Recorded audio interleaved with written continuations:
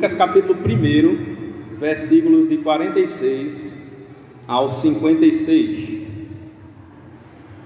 Amém? Os irmãos acharam? Lucas capítulo 1, do versículo 46 até o 56. Diz assim: Então Maria disse: A minha alma engrandece ao Senhor, e o meu espírito exulta em Deus, meu Salvador, porque deu atenção à condição humilde de sua serva. A partir de agora, todas as gerações me chamarão bem-aventurada, porque o Poderoso fez grandes coisas para mim. O seu nome é santo, e a sua misericórdia passa de geração para geração sobre os que o temem. Manifestou o poder com o seu braço, dispersou os que eram arrogantes nos pensamentos do coração, derrubou dos tronos os poderosos e elevou os humildes. Aos famintos encheu de bens, e de mãos vazias mandou embora os ricos.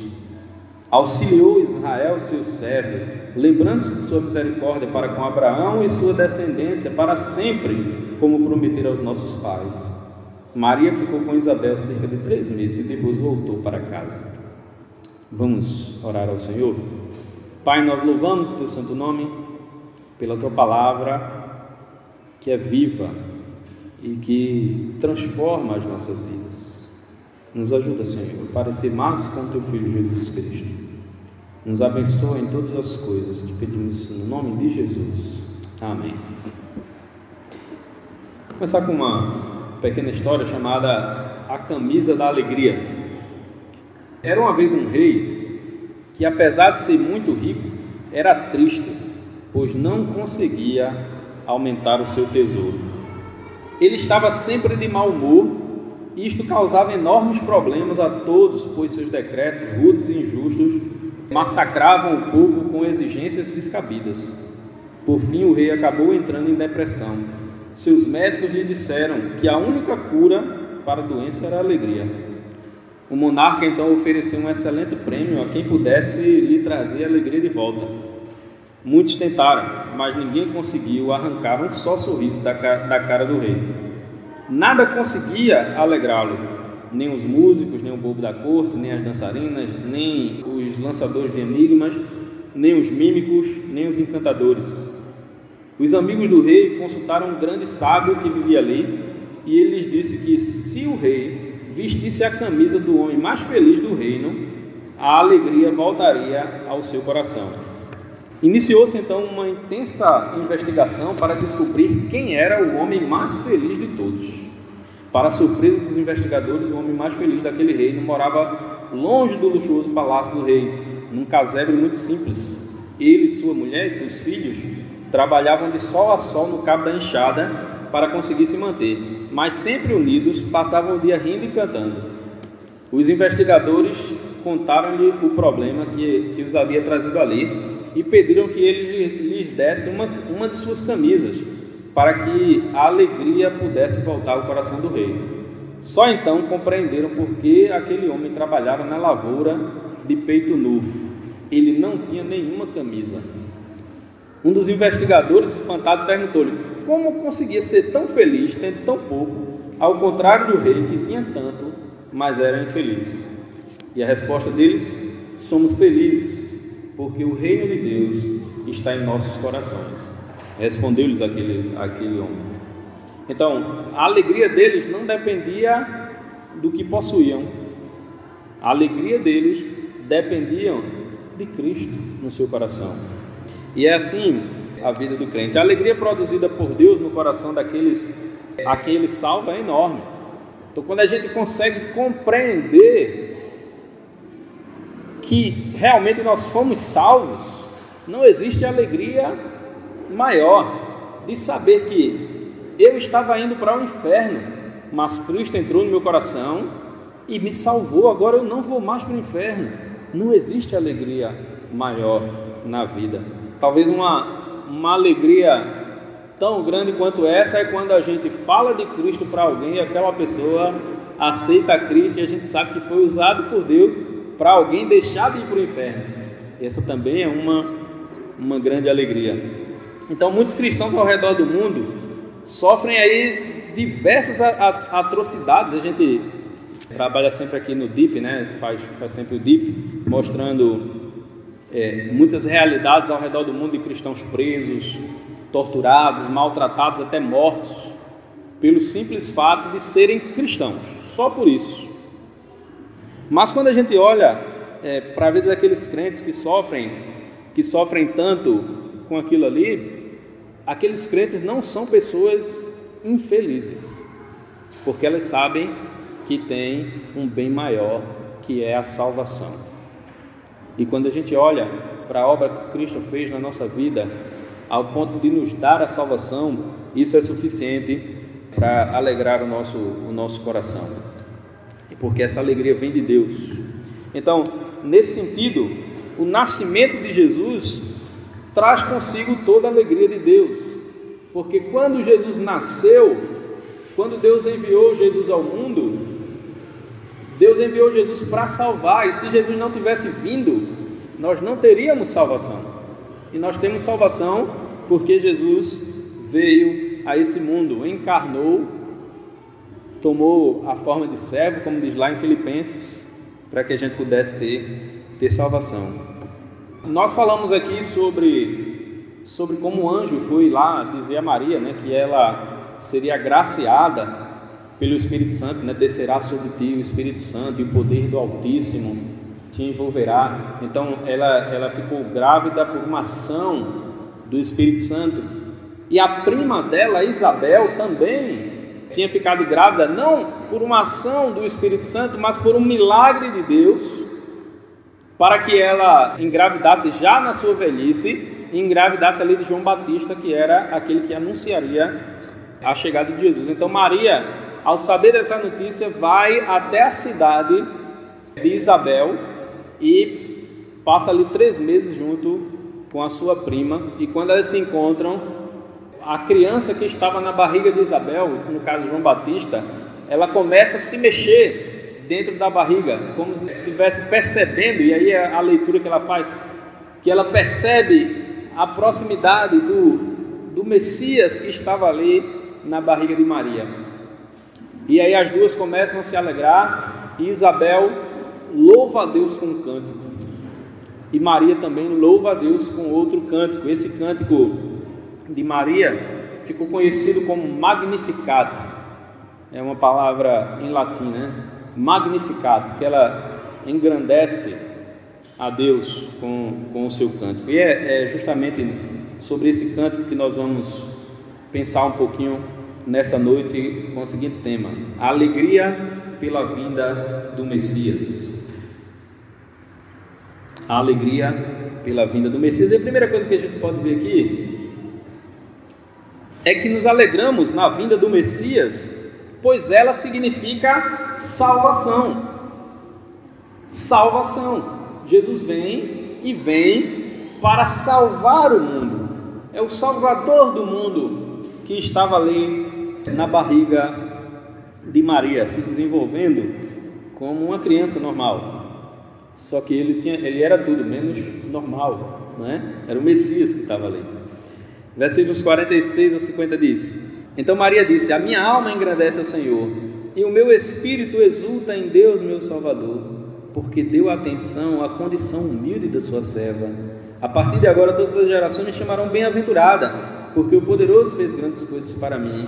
O seu nome é santo, e a sua misericórdia passa de geração para geração sobre os que o temem. Veja, Maria foi agraciada por Deus, então por isso ela engrandece a Deus por ter sido escolhida para carregar o Salvador do mundo em seu ventre. Era uma coisa que muitas mulheres naquela época esperavam.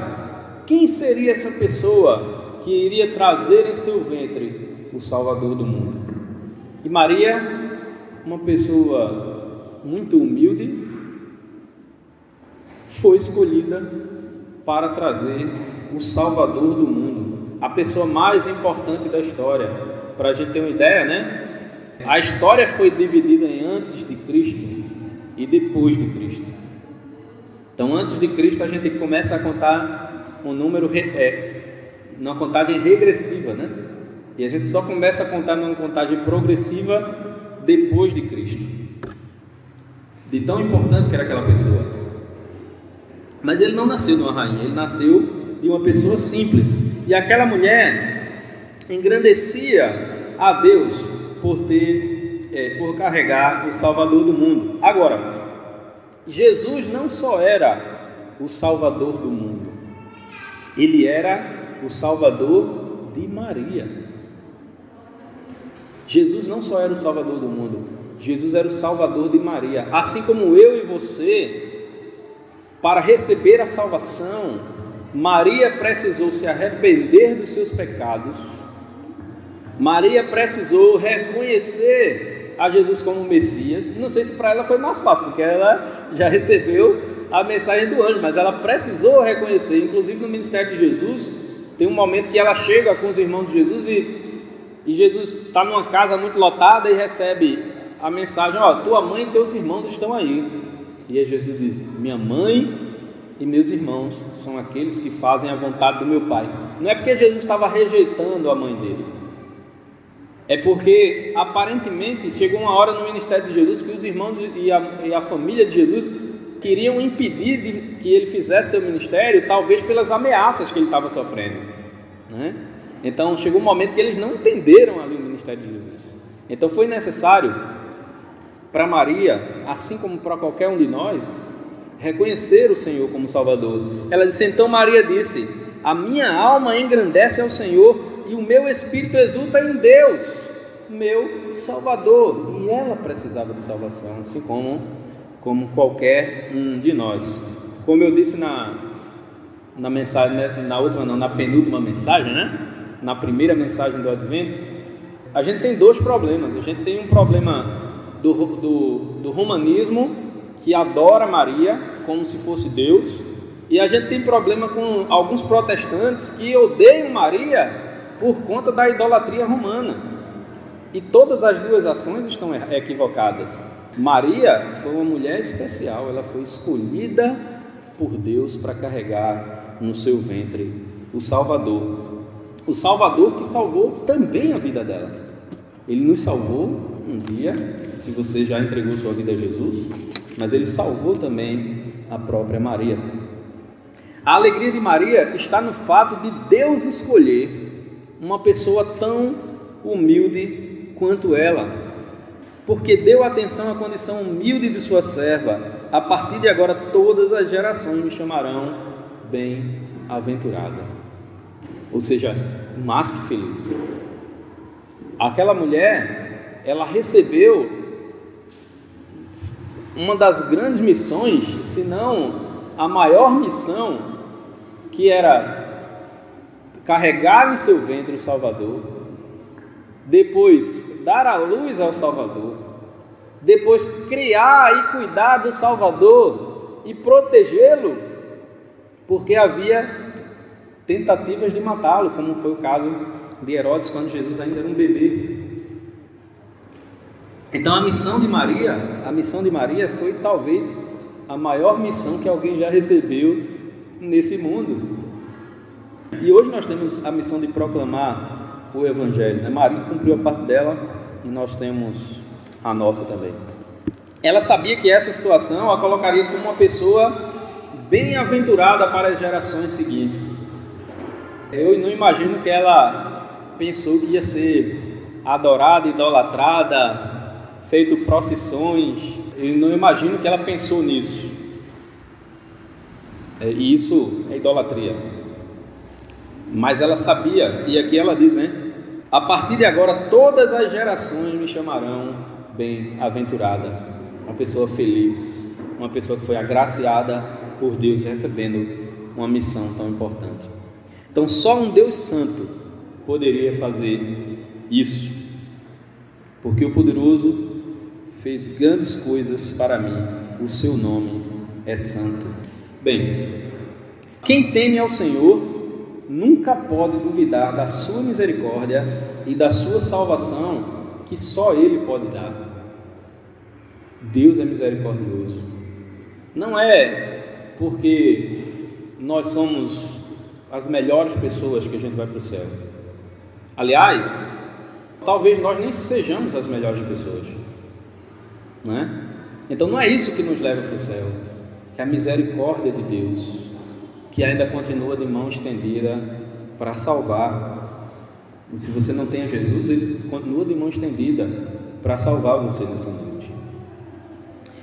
Se você recebeu a salvação dada por Jesus, não há motivo que possa tomar a sua alegria. Eu lembro quando a gente era mais jovem aqui na igreja e que a gente entrou e participava dos grupos de teatro, de evangelismo e tal, a gente fazia uma peça chamada Ladrão das Alegrias. Acho que quem é da geração anterior aí lembra da peça, né? Ladrão das Alegrias. A gente representava essa peça em tudo que era momento de evangelismo, falava justamente de alguém que vinha sempre roubando a alegria das crianças, né? Aí roubava um pirulito, roubava uma bola, uma boneca, e as crianças ficavam tudo chorando, até que vinha uma criança que era crente, e ali pregava o evangelho, as crianças ali aceitavam a Jesus, e aquele ladrão da alegria não podia mais roubar a alegria, porque a alegria agora não estava nas coisas, a alegria agora estava lá dentro, estava no coração,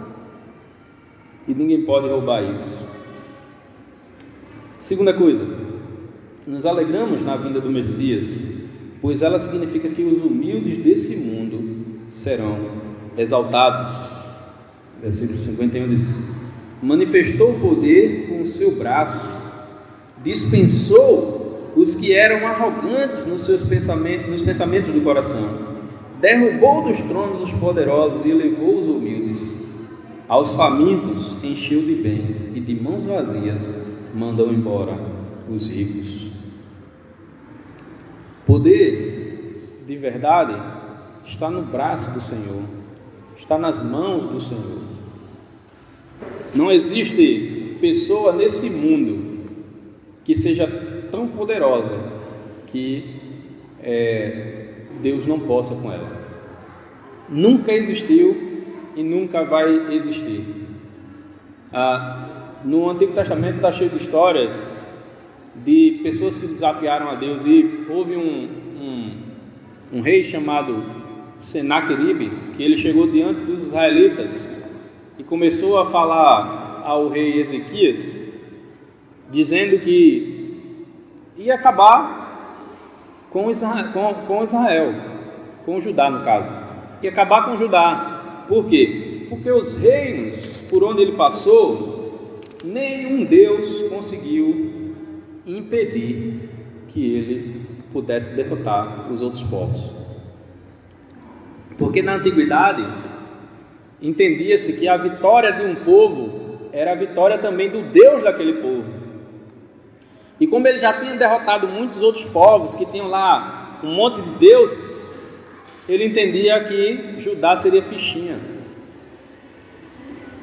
E aí, quando Ezequias chega para Isaías e diz: olha o que ele está dizendo aí, Senhor, ouve o que ele está dizendo. E aí Deus manda um recado por Isaías e diz assim: olha, manda dizer a Ezequias que esse inimigo aí que está falando com ele não zombou de Ezequias, ele zombou de mim, e eu vou mandar ele de volta por onde ele veio. O mesmo caminho que ele fez para vir, ele vai fazer para voltar. E foi exatamente isso que aconteceu. Deus dispersou aquele povo de forma milagrosa, e o reino de Judá pôde sair vitorioso, porque Deus era maior do que o rei Senaqueribe, né? E tem a história de Nabucodonosor, de outros deuses ali que tentaram se colocar como alguém superior a Deus, mas que nunca iriam conseguir, porque Deus é muito maior. O poder de verdade está no braço do Senhor. Mesmo os que tentam disfarçar, passando-se por humildes nos seus corações arrogantes, serão revelados, e o Senhor os dispersará. Manifestou o poder com o seu braço, dispersou os que eram arrogantes nos seus pensamentos do coração.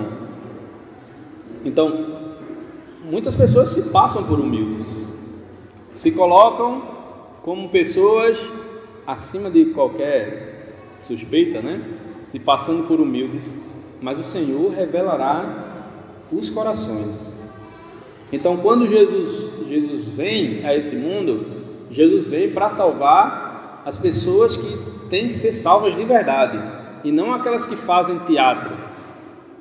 Jesus, lá em Mateus capítulo 24, 25, quando ele fala lá nos sermões proféticos, ele fala da vinda dos anjos, quando os anjos vão sair separando as ovelhas dos bodes. E aí o anjo começa a dividir, e de repente algumas pessoas dizem assim: mas Senhor, eu vivi minha vida todinha na igreja, eu profetizei, eu curei pessoas, eu expulsei demônios. E qual vai ser a resposta de Jesus para essas pessoas? Não vos conheço. Porque essas pessoas se passavam por humildes, mas na realidade não eram, não conheciam o Senhor, e o Senhor revela essas coisas. A vinda de Jesus a esse mundo significa o destronamento dos poderosos, aqueles que se acham alguma coisa. Mas a vinda de Jesus a esse mundo significa a exaltação dos humildes. Aqui não é humilde no sentido de pobreza, né? Porque existe uma teologia chamada teologia da libertação, que também passou um pouco pela chamada teologia da missão integral. É uma ideia evangélica aqui, tá? De que a igreja deve ajudar os mais necessitados. Ora, a Bíblia já diz isso, né? A igreja já deve ajudar os mais necessitados, mas a ideia é que, como se você não ajudasse os mais necessitados, Jesus não podia dar salvação àquele mais necessitado. E o Evangelho ensina isso, né?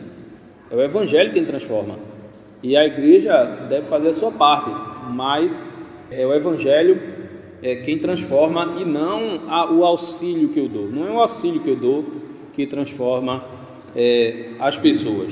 Mas fala aqui daqueles que nas bem-aventuranças são chamados de humildes de coração, ou seja, aqueles que colocam o seu coração diante do Senhor sem arrogância, com humildade, e se humilham na presença do Senhor.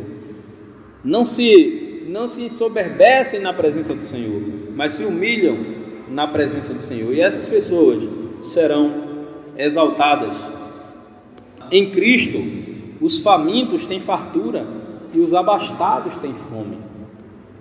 Os famintos têm fartura e os abastados têm fome, porque no final das contas, aqueles que, como diz mais uma vez, lembrando das bem-aventuranças, têm fome e sede de justiça, têm fome e sede de Deus, eles serão fartos.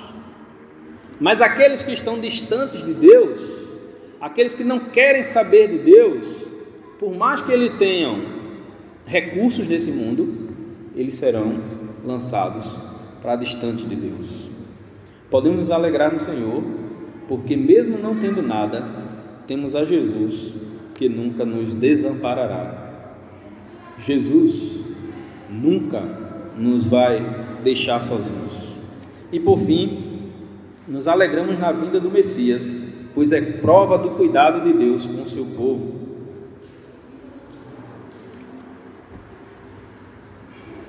Ele não só cuida de nós individualmente, mas Ele cuida de nós como povo de Deus.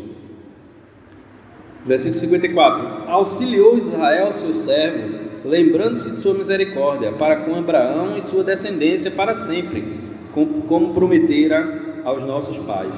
Maria ficou com Isabel cerca de 3 meses e depois voltou para casa. O Senhor foi bom com Israel. Veja, nós passamos aqui alguns meses meditando no livro de Oséias, e Oséias fala ali de coisas terríveis que Israel estava fazendo, o reino do norte. A gente falou também sobre Malaquias, e Malaquias, ele é o último livro do Antigo Testamento, e ele termina com Deus se lamentando porque Israel não está ouvindo. E quando a gente chega no Novo Testamento, Israel continua sem ouvir a Deus. Israel continua virando as costas para Deus. E aí o que é que Deus faz? Deus envia o Messias. E aqueles de Israel que se arrependem, aqueles de Israel que reconhecem a Jesus como Messias, esses são lembrados por Deus. Esses são lembrados por Deus, porque Israel sempre continuou sendo o povo de Deus, mas agora é necessário ser igreja, né? É necessário estar na igreja. Então a igreja é o povo de Deus e o Senhor continua cuidando, e a vinda de Jesus é prova disso, que Jesus não abandona o seu povo. Isso acontece por conta das promessas que Deus fez aos patriarcas. Deus chegou para Abraão e disse: Abraão, em ti serão benditas todas as famílias da terra. Então nós recebemos uma bênção que foi prometida a Abraão. Em Abraão, na descendência de Abraão, Jesus é descendência de Abraão. Então nele nós recebemos a bênção de salvação. A vinda do Messias a Israel é um ato de misericórdia da parte de Deus. Deus poderia ter simplesmente abandonado, mas Ele enviou seu Filho para morrer na cruz por nós. Então, Deus cuida não só de nós individualmente, mas Deus cuida de nós como povo de Deus, como de uma forma coletiva. Deus nunca deixará o seu povo desamparado. E a vinda do Messias é a prova disso, né? Essa semana, quinta-feira, né? Nós comemoramos o Natal mais uma vez.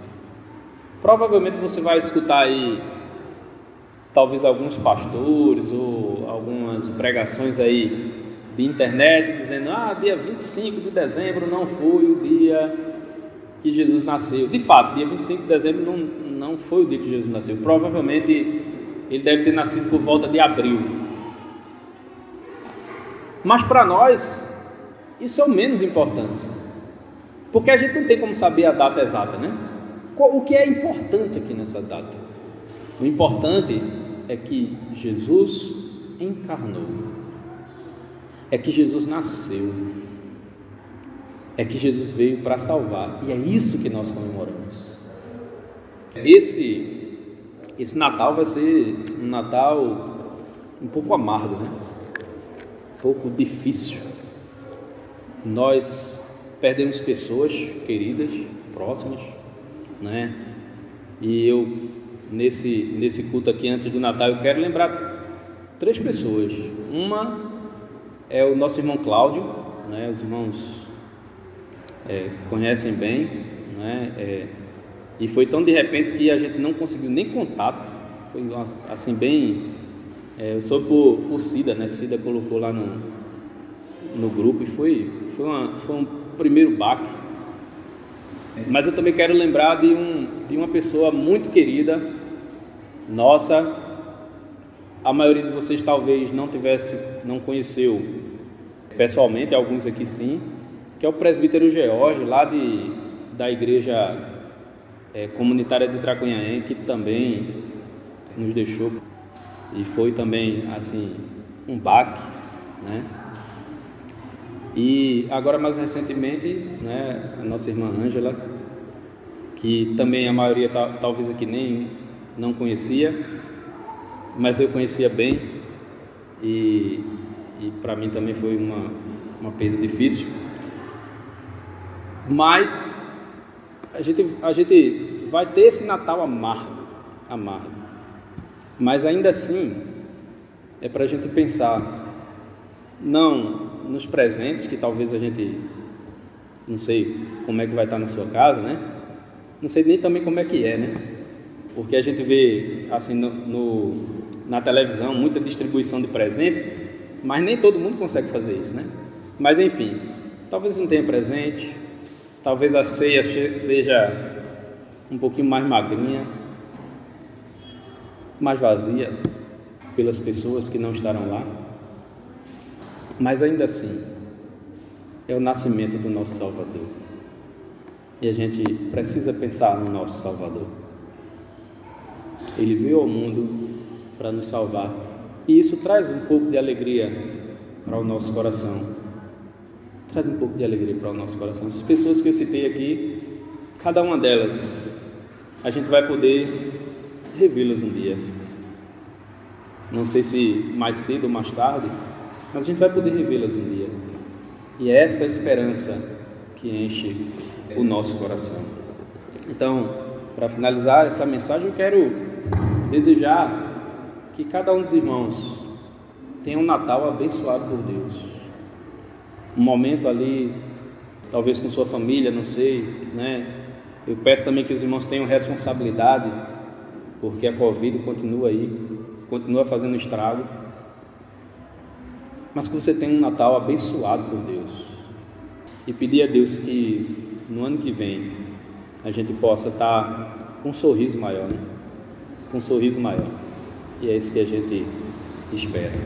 Tá bem? Então, que você possa abrir seu coração para que a luz do Senhor brilhe forte nesse Natal, nesse final de ano. Eu sei que está difícil, mas a gente tem um mestre que é maior do que todas essas coisas.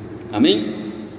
Meus irmãos, vamos fechar os nossos olhos e orar ao Senhor. Pai, nós louvamos o teu santo nome, porque o Senhor é um Deus que tem tanta misericórdia da gente, que o Senhor enviou Jesus. Como vimos a semana passada, o teu amor que impulsionou a vinda de Jesus para nos dar salvação. E um dia o Senhor nos alcançou. Por mais que essa vida seja dura, nós sejamos golpeados volta e meia nessa vida, mas nós sabemos que temos algo maior. Nós temos a salvação, a vida eterna, e é isso que nos sustenta. Derrama a tua graça, Senhor, nos conduz conforme a tua vontade, nos ajuda a ter renovado em nossa vida cada dia a alegria da tua salvação. Derrama a tua graça, abençoa o teu povo nesta noite, nos dá direção em tudo, é o que te pedimos em nome de Jesus. Amém.